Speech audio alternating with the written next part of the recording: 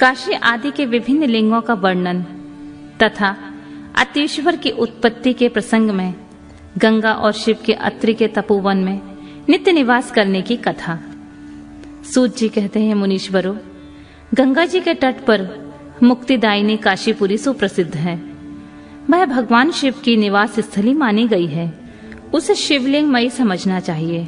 इतना कहकर सूत जी ने काशी के अभिमुक्त कृतिवासेश्वर, तिलभाणेश्वर, दशाश्रम मेघ आदि और गंगा सागर आदि के संगमेश्वर, भूतेश्वर, नारीश्वर, बटुकेश्वर, पूरेश्वर, सिद्धनाथेश्वर, दूरेश्वर, श्रृंगरेश्वर, वैद्यनाथ, जयप्तेश्वर, गोपेश्वर, रंगेश्वर, बामेश्वर, नागेश, कामेश, बिमलेश्वर, प्रयाग के ब्रह्मोश्वर, सोमेश्वर, भरद्वाजेश्वर, शूलकटेश्वर, माधवेश तथा अयोध्या के नागेश आदि अनेक प्रसिद्ध शिवलिंगों का वर्णन करके अतीश्वर की कथा के प्रसंग में यह बतलाया कि अत्रि पत्नी अनुसुईया पर कृपा करके गंगा जी वहां पधारी।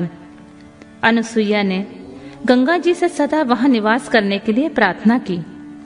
तब गंगा जी ने कहा, अनुसुईये, यदि तुम 1 वर्ष तक की हुई शंकर जी की पूजा और पति सेवा का फल मुझे दे दो तो मैं देवताओं का उपकार करने के लिए यहाँ सदा स्थित रहूंगी। पतिव्रता का दर्शन करके मेरे मन को जैसी प्रसन्नता होती है वैसे दूसरे उपायों से नहीं होती। सती अनुसुईये, यह मैंने तुमसे सच्ची बात कही है। पतिव्रता स्त्री का दर्शन करने से ही मेरे पापों का नाश हो जाता है और मैं विशेष शुद्ध हो जाती हूँ, क्योंकि पतिव्रता नारी पार्वती के समान पवित्र होती है। अतः यदि तुम जगत का कल्याण करना चाहती हो और लोकहित के लिए मेरी मांगी हुई वस्तु मुझे देती हो तो मैं अवश्य यहाँ स्थिर रूप से निवास करूंगी। सूत जी कहते हैं, मुनियों, गंगा जी की यह बात सुनकर अनुसुईया ने वर्ष भर का सारा पुण्य उन्हें दे दिया। अनुसुईया के पतिव्रत संबंधी उस महान कर्म को देखकर भगवान महादेव जी प्रसन्न हो गए और पार्थिव लिंग से तत्काल प्रकट हो उन्होंने साक्षात दर्शन दिया। शंभु बोले, साध्वी अनुसुईये, तुम्हारा यह कर्म देखकर मैं बहुत प्रसन्न हुआ हूँ। प्रिय पतिव्रते, वर मांगो, क्योंकि तुम मुझे बहुत प्रिय हो। उस समय वे दोनों पति पत्नी अद्भुत सुंदर आकृति एवं पंचमुख आदि से युक्त भगवान शिव को वहां प्रकट हुआ देखकर बड़े विस्मय हुए। उन्होंने हाथ जोड़कर नमस्कार और स्तुति करके बड़े भक्ति भाव से भगवान शंकर का पूजन किया।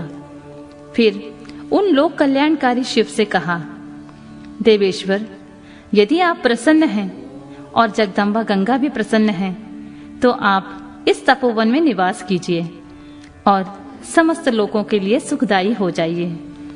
तब गंगा और शिव दोनों ही प्रसन्न हो उस स्थान पर जहां वे ऋषि शिरोमणि रहते थे प्रतिष्ठित हो गए।